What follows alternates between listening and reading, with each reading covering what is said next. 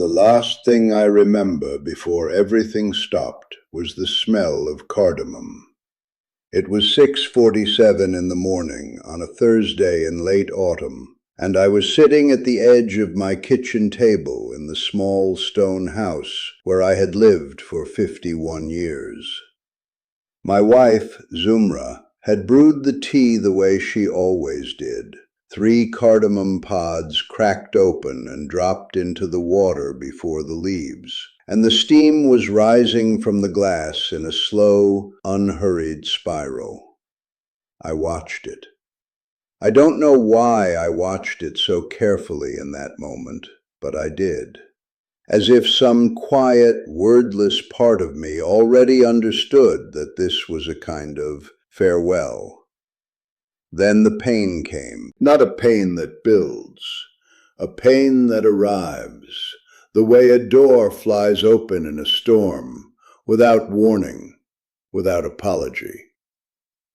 It began behind my left shoulder blade and moved with terrifying efficiency toward the center of my chest, pressing inward like something vast and invisible was sitting on my sternum. I did not cry out. I'm not sure I had time to. The glass slipped from my fingers. The cardamom tea spread across the stone floor like a small, dark river. And then the ceiling moved away from me, or I moved away from the ceiling. Even now, I cannot tell you which. My name is Rashid Altamir. I am 73 years old. I was born in a village outside Konya, in the central highlands of Turkey, and I have been a Muslim since before I could form the words of the Shahada with my own mouth. My father taught me to pray before I learned to read. I memorized 17 chapters of the Quran before I was 12.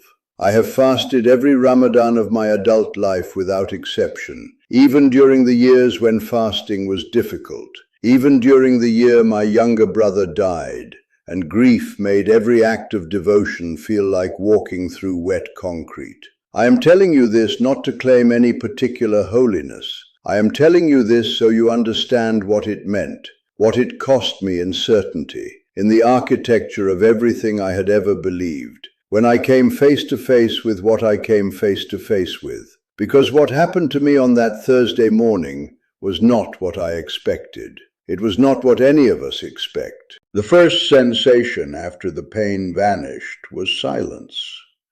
Not the silence of an empty room, not the silence of a sleeping house. This was a silence with texture, a silence that pressed against you the way still water presses against your skin when you stand waist deep in a lake.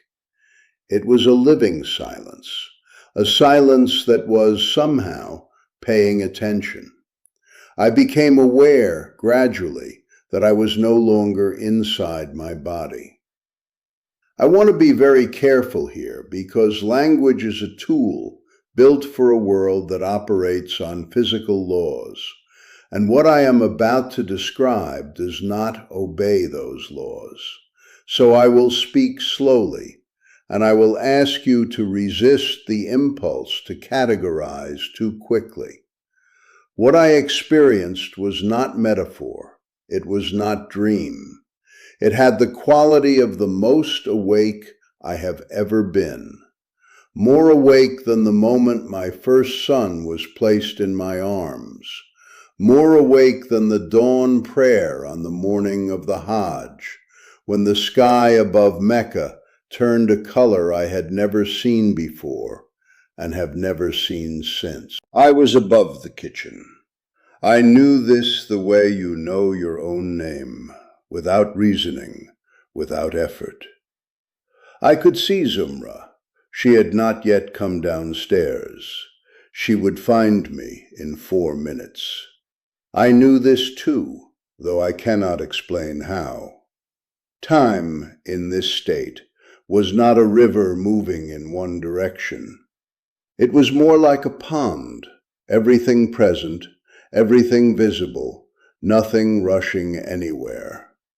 I looked at my own body on the floor beside the overturned chair and the spreading dark stain of spilled tea, and I felt something I did not expect to feel.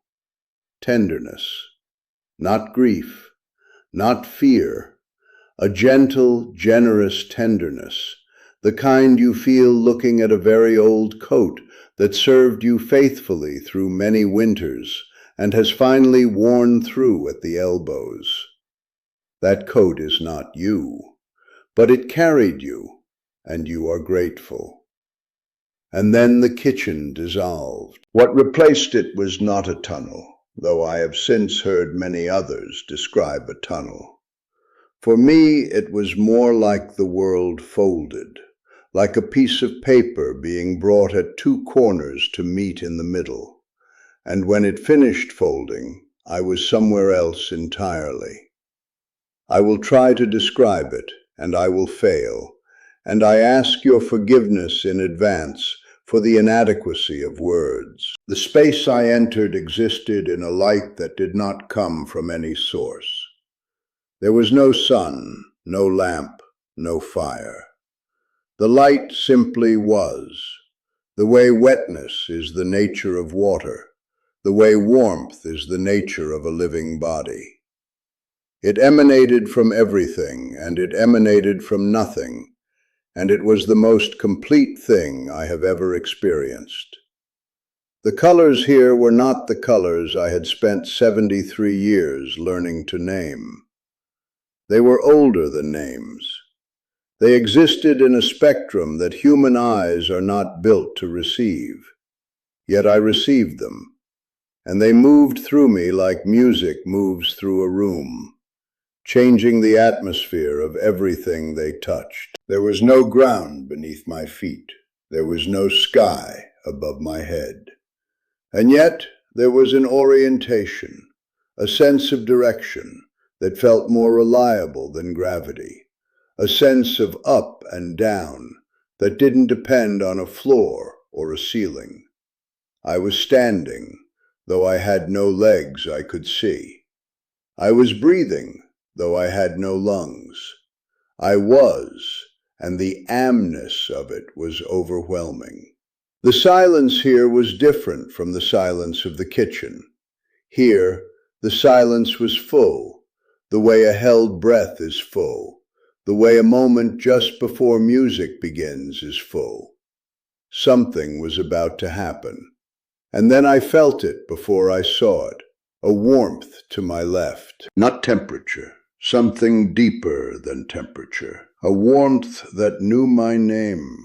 Not the name my father gave me, but a more essential name, the name my soul has always answered to, the name I will not be able to speak to you, because it does not live in language. It was a warmth that said, you are known, completely. Every hidden thing, every private failure, every midnight doubt, known. And not despite all of that, but including all of it, the warmth held me in a regard so complete it had no edge. I turned. He was standing at a distance that felt like closeness. I cannot tell you precisely what I saw, because precision fails here.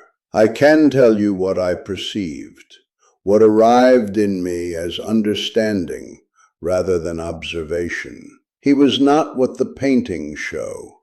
He was not the pale, sorrowful figure of the stained glass windows I had seen in European churches during my years as a younger man traveling for work. He was not the bearded idol of any tradition I had ever encountered in my life. He was light, wearing the suggestion of form. He was unmistakable. I knew who he was the way you know fire is fire, not by description, not by prior knowledge, but by direct contact with the thing itself. And the moment I knew, something happened inside me that I must tell you about carefully, because it is the part of this story that changed the entire architecture of my life when I came back. I did not feel surprised. I felt recognized, as if some ancient pre-linguistic part of me had always known this was a possibility, had always held a space open for exactly this encounter, but had never had the courage to look directly at it until now. The encounter did not demolish my faith. It did not replace my faith. It was more like a room I had always been circling was finally unlocked and opened. And inside it was not a contradiction, but a continuation. He did not speak with a voice. The communication arrived the way light arrives, traveling everywhere at once, filling the available space, requiring nothing from you except that you not close your eyes. The first thing he gave me was not words, but a feeling. Do not be afraid. This is not the end of the story. And then, when I had absorbed that, when the trembling that was moving through whatever I was in that state had quieted to something manageable, he gave me what I can only call a seeing. The seeing was not a vision, the way people use that word when describing a dream or a hallucination. It was more like a lens being placed over reality. Reality remaining exactly what it is, but suddenly visible in its depth rather than only its surface. Layers I had never been able to access became transparent. Patterns I had spent a lifetime sensing but never quite grasping became legible. What I saw was the world I had come from, but I saw it the way you see a forest from above. The shape of things, the direction of growth, the places where the canopy is thinning. He showed me something about the coming period, about the year we are now approaching from different directions. Some of us with hope, some of us with exhaustion, some of us simply trying to survive until Saturday. I will not speak it as prophecy. I was not given prophecy. What I was given was a perspective, a vantage point. And from that vantage point, certain things became visible that are not visible when you are living inside the noise. What he showed me, communicated to me, in that language of pure knowing, was this: a time of tremendous fracture is already underway, not coming, already here. The cracks are not new, but they are reaching a depth that changes their nature. When a crack in stone reaches the bedrock, the stone doesn't just crack further, it shifts. The whole surface reorganizes around the new fault line. This is not a punishment. He was clear about this, so clear that I want to hold it up for you like a lamp. This is not punishment. Suffering is not punishment. Fracture is not abandonment. The bedrock shift, when it comes, is not the end of the building. It is the moment the building is forced to decide what it is actually standing on. He told me, and I use told loosely, because again there were no words, only a knowing that arrived complete, that the decisions made by ordinary people in ordinary moments during this period carry a weight that is not visible from inside the moment. That a conversation held with genuine honesty between two people who disagree has more structural significance right now than that conversation would have had 5 years ago, or will have 5 years hence. That the specific gravity of human choices is amplified in times of fracture, the way a single added weight can tip a scale that was already close to its limit. He showed me, and this is the part that I have wept over many times since returning, because it is simultaneously terrible and luminous, that the thing most needed right now is not more information. The world does not lack information. The thing most needed is what I can only call deep listening. Listening that does not begin with a conclusion. Listening that is willing to be changed. And then he said something that I have turned over in my hands every single day since that morning in my kitchen. He said, and again this arrived as pure knowing, not as speech, that in 2026, the choices that seem small will prove to have been enormous, and the choices that seem enormous will prove to have been distractions. I have spent considerable time with that. I have prayed with it in the only way I know how to pray. I have sat with it in the darkness before the morning adhan. I have carried it to the mosque and held it there in the rows of quiet men beside me. I have not been able to make it simple, but I have been able to make it personal. And what it means to me, in my kitchen, in my 73 years of ordinary, mortal, imperfect life, is this. Pay attention to the small. The gesture toward a neighbor you don't agree with. The moment of honesty with your child that your pride wants to avoid. The prayer you almost skip because you're tired, and you rationalize that God will understand. He understands. That's not the point. The point, as I understood it in that light that was not made of photons, and in that warmth that knew my name before my parents chose it, is that the small choices are the load-bearing walls of everything. Then he told me it was not yet my time, and here is what I need to tell you.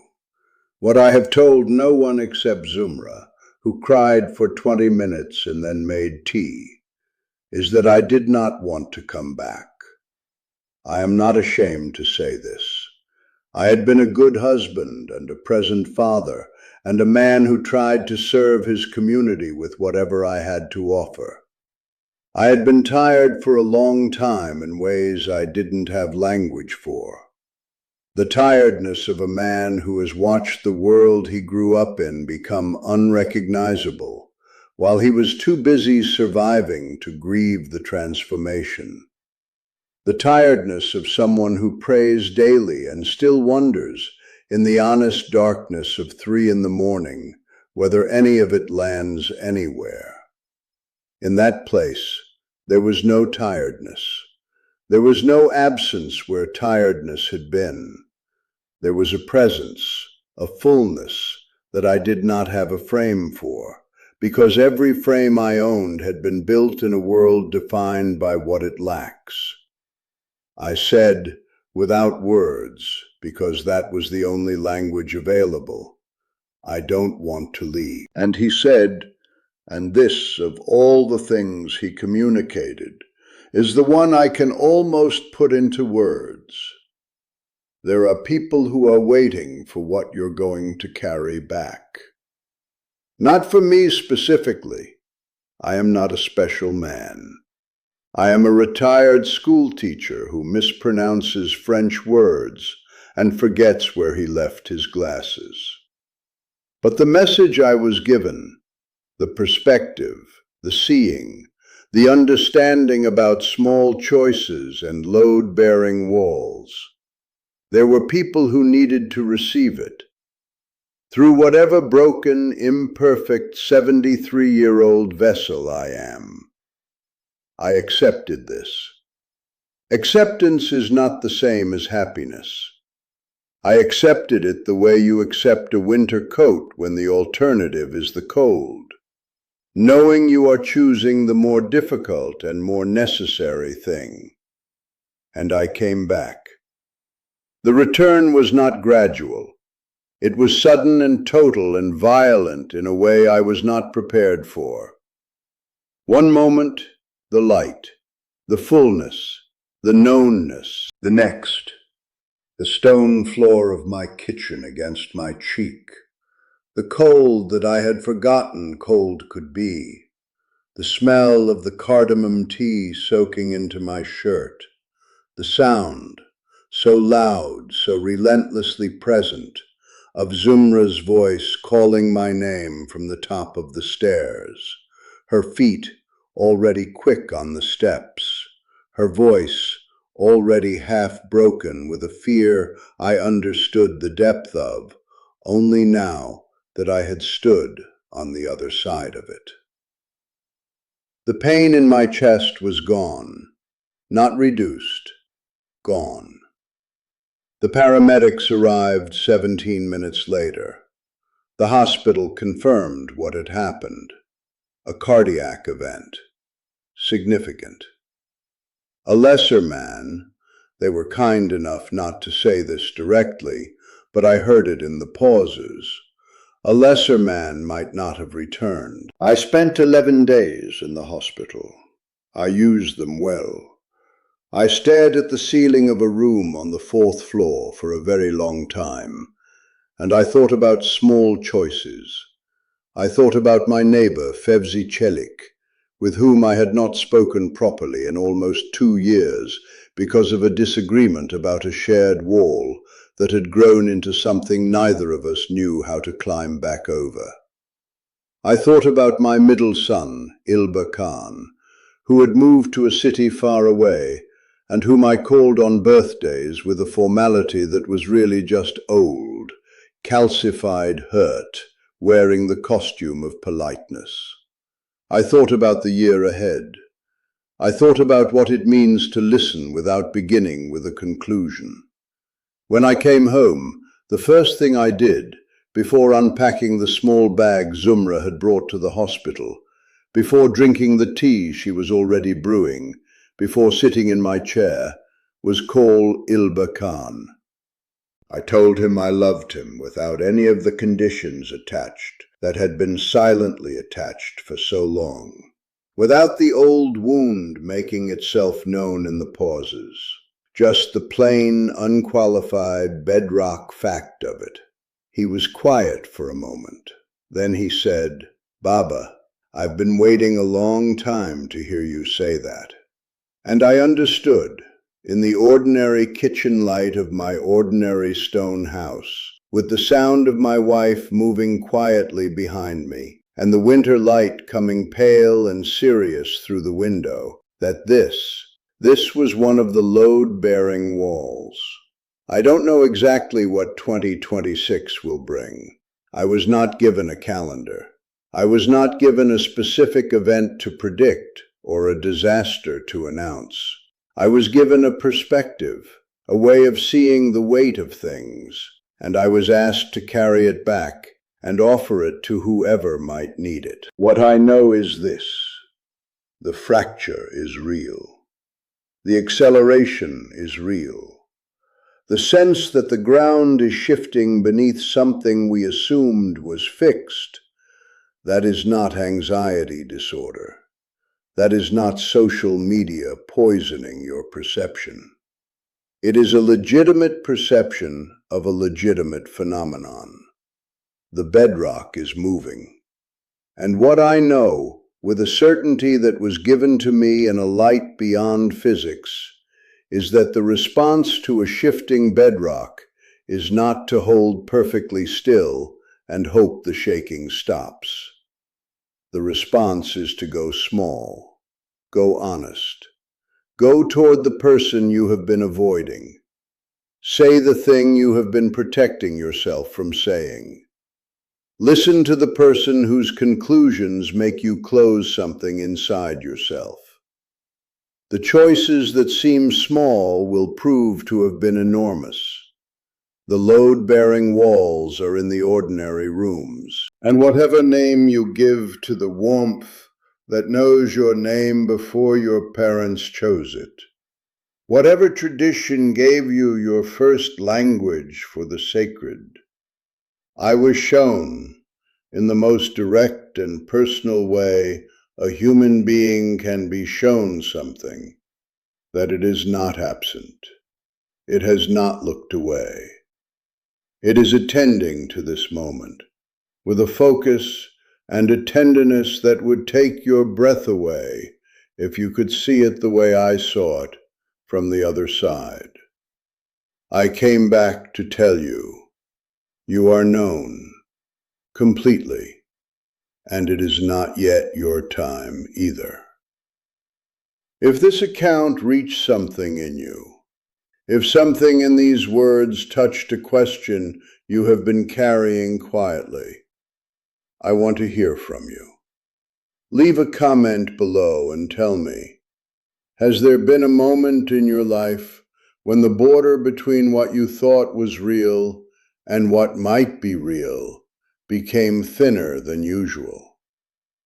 Every story shared here becomes part of something larger. And if this moved you, consider sharing it with someone who is carrying more weight than they're letting on. Subscribe if you want to continue this conversation. We are not done yet.